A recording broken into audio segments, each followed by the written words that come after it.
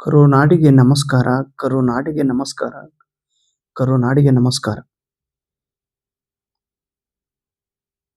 ಗುರು ಪೌರ್ಣಿಮೆಯ ಹಾರ್ದಿಕ ಶುಭಾಶಯಗಳು. ಗುರುಗಳಾಗಲು ಹೊರಟಿರುವ ನಿಮಗೆಲ್ಲರಿಗೂ ಗುರು ಪೌರ್ಣಿಮೆ ಶುಭಾಶಯಗಳು. ದೇಶದ ಭವಿಷ್ಯ ನಿಮ್ಮ ಕೈಯಲ್ಲಿದೆ. ನೀವು ಗುರುಗಳು ಆಗಲು ಹೊರಟಿದ್ದೀರಿ. ಗುರು ಅಂದರೆ ಅಂಧಕಾರವನ್ನು ಹೊಡೆದೋಡಿಸುವ ಬೆಳಕು.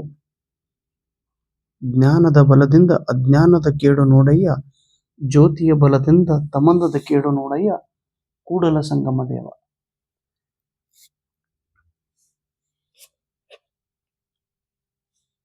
ಅದ್ಭುತ ಗುರುಗಳು ತಾವೆಲ್ಲರೂ ಆಗಬೇಕು.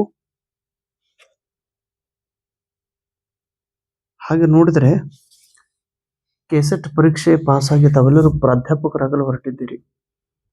ಬರುವ 24 ನವೆಂಬರ್ 2024ರಲ್ಲಿ ನಡೆಯುವಂಥ ಕೆಸೆಟ್ ಪರೀಕ್ಷೆ ತಾವೆಲ್ಲರೂ ಉತ್ತೀರ್ಣರಾಗಲೇಬೇಕು.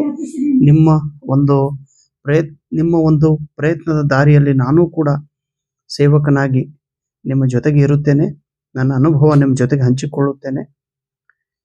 ಇವತ್ತು 20 ಜುಲೈ 2024, ನಾಳೆ 21 ಜುಲೈ 2024, ನಾಳೆ ಗುರು ಪೌರ್ಣಿಮೆ ಇದೆ. ಒಂದು ವಾರದಿಂದ ನಾನು ವಿಡಿಯೋನೇ ಮಾಡಿಲ್ಲ. ಕುಟುಂಬದ ಒತ್ತಡ, ಕುಟುಂಬದ ಒಂದು ಸಮಸ್ಯೆ, ಶಾಲೆಯ ಜವಾಬ್ದಾರಿ, ಹೀಗಾಗಿ ನನಗೆ ಸಮಯ ದೊರೆತಾ ಇಲ್ಲ. ಆದರೆ ಬರುವ ದಿನಗಳಲ್ಲಿ, ಅಂದರೆ ಮುಂದಿನ ವಾರದಲ್ಲಿ ನಾನು ವಿಡಿಯೋ ಪ್ರಾರಂಭ ಮಾಡುತ್ತೇನೆ ಎಂಬ ಮಾತನ್ನು ಹೇಳುತ್ತಾ, ಇವತ್ತೊಂದು ಯಾಕೆ ವಿಡಿಯೋ ಮಾಡಬೇಕು ನನಗನಿಸಿತ್ತು ಇವಾಗ. ಹಾಗೆ ನೋಡಿದ್ರೆ ಇವಾಗ ಕೂಡ ವಿಡಿಯೋ ಮಾಡಲಿಕ್ಕೆ ನನಗೆ ಟೈಮೇ ಇಲ್ಲ. ಆದರೂ ಕೂಡ ಜಸ್ಟ್ ಈಗ ಒಂದು ಮೆಸೇಜ್ ಬಂದಿತ್ತು ಒಬ್ಬ ವಿದ್ಯಾರ್ಥಿಯ ಕಡೆಯಿಂದ. ಆತನ ಸಾಧನೆ ನಿಮಗೆಲ್ಲರೂ ಹೇಳಬೇಕು ಅನ್ನೋ ಉದ್ದೇಶದಿಂದ ಈ ವಿಡಿಯೋ ಮಾಡ್ತಾ ಇದ್ದೀನಿ. ಜಸ್ಟ್ ಇವಾಗ ಆ ಹುಡುಗನ ಒಂದು ಮೆಸೇಜ್ ಬಂದಿದೆ. ಆತನ ಹೆಸರು ಬಸವರಾಜ್. ಯಾರು ಈ ಬಸವರಾಜ್? ಇವ್ರ ಬಗ್ಗೆ ಏನು ಹೇಳಬೇಕು? ಬಸವರಾಜ್ ಈ ಹುಡುಗ, ಬಸವರಾಜ್ ಎಲ್ಲಿ ಹೊರದಾರಂದ್ರೆ ಇವರು ಸಿಂಧನೂರದವರದಾರ. ಸಿಂಧನೂರು. ನಮ್ಮ ಬಸವರಾಜ್ ಸರ್ ಇವರು ರಾಯಚೂರು ಜಿಲ್ಲೆ ಸಿಂಧನೂರು ತಾಲೂಕಿನ ಒಂದು ಸಣ್ಣ ಊರು, ರೈತ ನಗರ ಕ್ಯಾಂಪ್ ಅಂತೇಳಿ, ಜವಳಗೆರಾದವರು. ಈ ನಮ್ಮ ಬಸವರಾಜ ಎಕನಾಮಿಕ್ ಸಬ್ಜೆಕ್ಟಲ್ಲಿ MA ಮಾಡಿದವರು.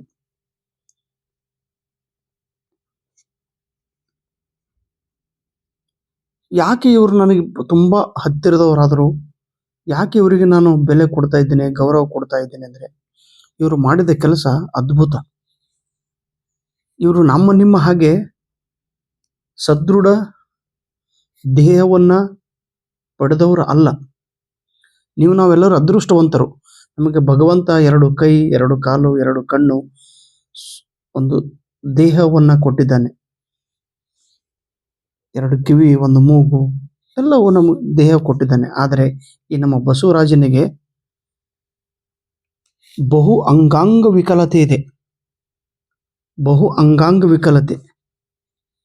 ಬಹು ಅಂಗಾಂಗ ಯಂತ್ರ ಗೊತ್ತಾಯ್ತಲ್ಲ ನಿಮ್ಗೆ?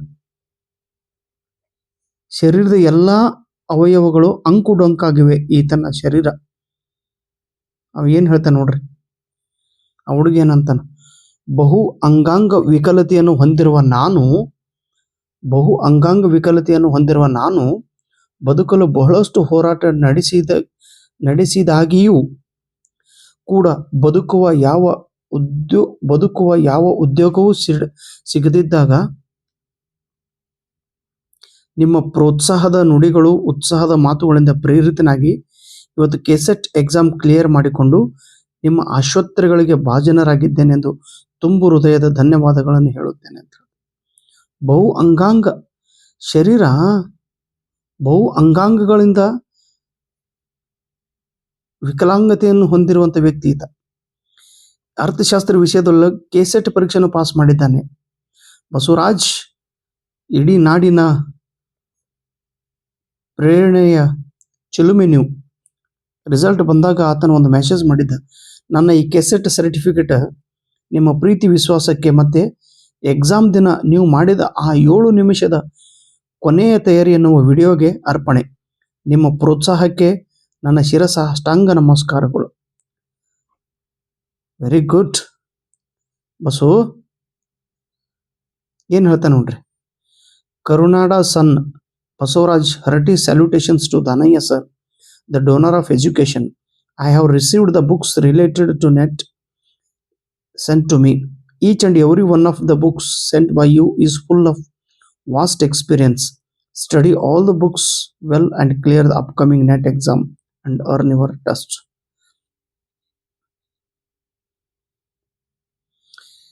ಸರ್, ನಿಮ್ಮ ಹೆಸರಿಗೆ ತಕ್ಕ ವ್ಯಕ್ತಿತ್ವ ನಿಮ್ಮದು. ನೀವು ಯಾವತ್ತಿಗೂ ಜ್ಞಾನ ಕೊಡುವ ದಾನಿಗಳ ಸ್ಥಾನದಲ್ಲೇ ನೋಡಲು ಬಯಸುತ್ತೇವೆ ಸರ್. ದಾನಯ್ಯ ಸರ್. ಇಲ್ಲಿ ನಾನು ನನ್ನ ಬಗ್ಗೆ ವರ್ಣನೆ ಅಂತ ಅಲ್ಲ.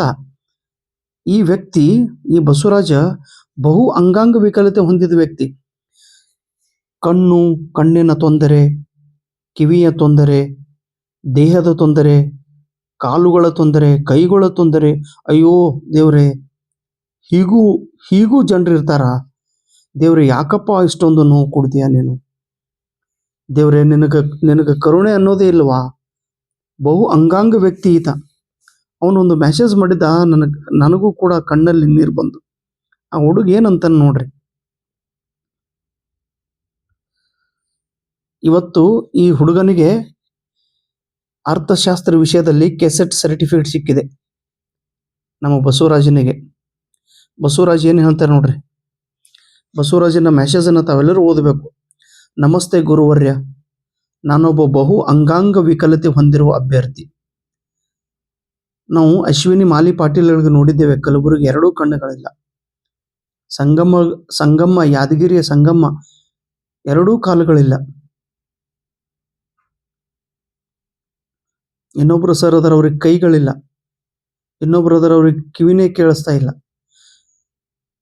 ಆದರೆ ಈ ನಮ್ಮ ಬಸವರಾಜ್ ಸರ್ ಅವರಿಗೆ ಬಹು ಅಂಗಾಂಗ ವಿಕಲತೆ ಇರುವಂಥ ವ್ಯಕ್ತಿ.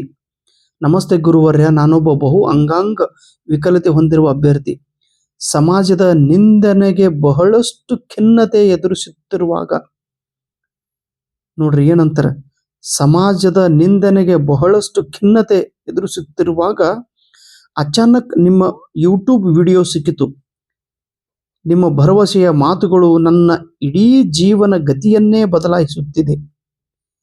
ಈ ಸರ್ಟಿಫಿಕೇಟ್ ನಿಮ್ಮ ಪಾದ ಕಮಲಗಳಿಗೆ ಅರ್ಪಣೆ.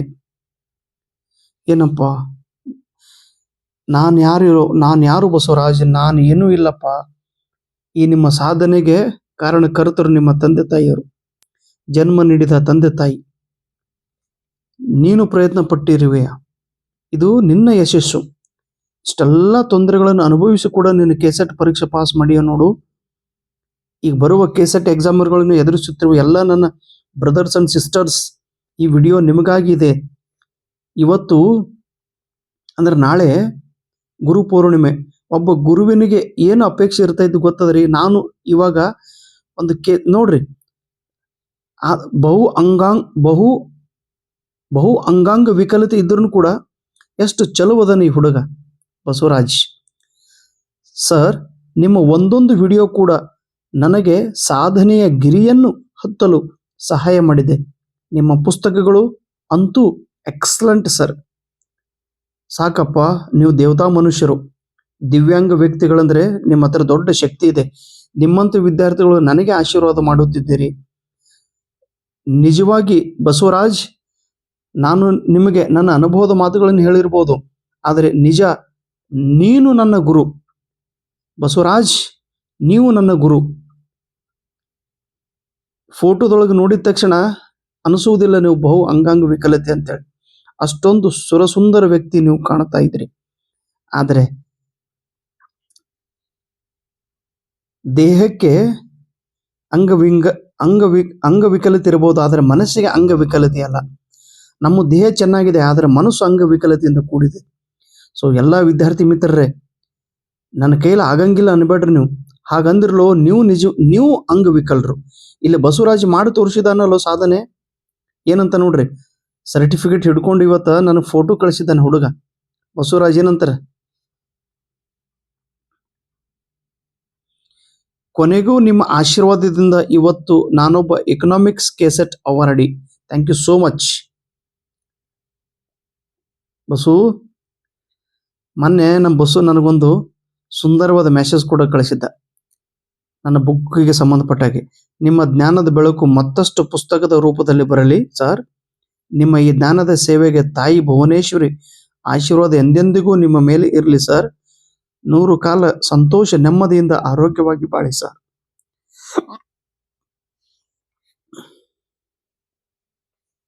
ಬಸವರಾಜ್, ಥ್ಯಾಂಕ್ ಯು ತಮ್ಮ, ಥ್ಯಾಂಕ್ ಯು ತಮ್ಮ. ನೀವು ನನಗೆ ಗುರು ಅಂತೇಳಿ ಕರಿತೀರಿ, ಓಕೆ. ಆದರೆ ಗುರು ಯಾರು? ಗುರು ಬ್ರಹ್ಮ, ಗುರು ವಿಷ್ಣು, ಗುರುದೇವೋ ಮಹೇಶ್ವರ, ಗುರು ಸಾಕ್ಷಾತ್ ಪರಬ್ರಹ್ಮ, ತಸ್ಮೈ ಶ್ರೀ ಗುರುವೇ ನಮಃ. ನಾವು ಯಾರಿಂದ ನಾವು ಕಲಿಯುತ್ತೇವೋ, ಯಾವ ವ್ಯಕ್ತಿಯಿಂದ, ಯಾವ ವಸ್ತುವಿನಿಂದ, ಯಾವ ಘಟನೆಯಿಂದ, ಯಾವ ಸಂದರ್ಭದಿಂದ ನಾವು ಕಲಿಯುತ್ತೇವೋ ಆ ವ್ಯಕ್ತಿ ಗುರು. ಅವನು ನಮ್ಗಿಂತ ಚಿಕ್ಕವನಾಗಿರ್ಬೋದು, ಅವನು ಏನೇ ಆಗಿರ್ಬೋದು, ಓಕೆ. ಬಸವರಾಜ್, ನೀವು ನನಗಿಂತ ಚಿಕ್ಕವರು, ಬಹು ವಿಕಲತೆ ಹೊಂದಿರುವ ವ್ಯಕ್ತಿ ನೀವು. ಹಾಗೆ ನೋಡಿದ್ರೆ ನಾನು ನಿಮಗೆ ಕೆಸೆಟ್ ಬಗ್ಗೆ ನನ್ನ ಅನುಭವದ ಮಾತುಗಳನ್ನು ಹೇಳಿರ್ಬೋದು, ಆದರೆ ನಿಮ್ಮ ಜೀವನದ ಹೋರಾಟವನ್ನು ನೋಡಿ ನಾನು ಕೂಡ ಸಾಕಷ್ಟು ಕಲಿತಿದ್ದೇನೆ ವಿದ್ಯಾರ್ಥಿ. ನಾನು ಅದರ ಸಲುವಾಗಿ ನಿಮಗೊಂದು ಮೆಸೇಜ್ ಮಾಡಿದ್ದೆ ನೋಡಿ. ನಾನು ನಿಮ್ಮಿಂದ ಕಲಿತಿದ್ದೇನೆ ತಮ್ಮ.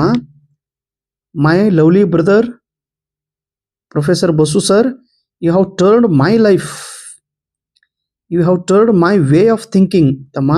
I am grateful to you. I am very happy to see you with your dream holy certificate in your hands. What a golden moment.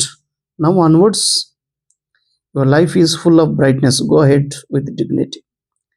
ನಾನು ನಿಮ್ಮಿಂದ ಕಲಿತಿದ್ದೇನೆ. ಬದುಕು ಹೇಗೆ ಬದುಕಬೇಕು ಅನ್ನೋದನ್ನ ನಿಮ್ಮಿಂದ ನಾನು ಕಲಿತಿದ್ದೇನೆ.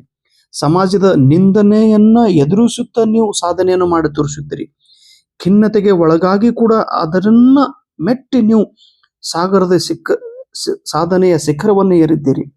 ಅದಕ್ಕಾಗಿ ಕೆಸೆಟ್ಟದ ಗುರು ನಾನು ಆಗಿರ್ಬೋದು, ಆದರೆ ಸಂತ ಕಬೀರದಾಸರು ಒಂದು ಮಾತನ್ನು ಹೇಳುತ್ತಾರೆ, ಗುರು ನಾ ಮಾಂಗೆ ತೇರಿ ಧನ ದೌಲತ್, ಗುರು ನಾ ಮಾಂಗೆ ತೇರಿ ಧನ ದೌಲತ್, ಗುರು ನ ಪೂಛೆ ತೇರಿ ಜಾತ್, ಗುರು ಕೋ ಪ್ಯಾರಾ ವಹ ಶಿಷ್ಯ, ಗುರು ಕೋ ಪ್ಯಾರಾ ವಹ ಶಿಷ್ಯ ಜೋ ಮಾನೆ ಗುರು ಕಿ ಬಾತ್.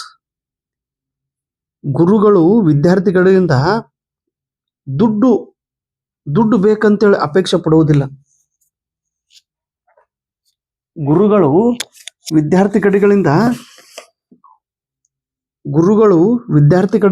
ವಿದ್ಯಾರ್ಥಿಗಳ ಕಡೆಯಿಂದ ಹಣ ಮತ್ತು ದೌಲತ್ತದ ಅಪೇಕ್ಷೆ ಇಡುವುದಿಲ್ಲ.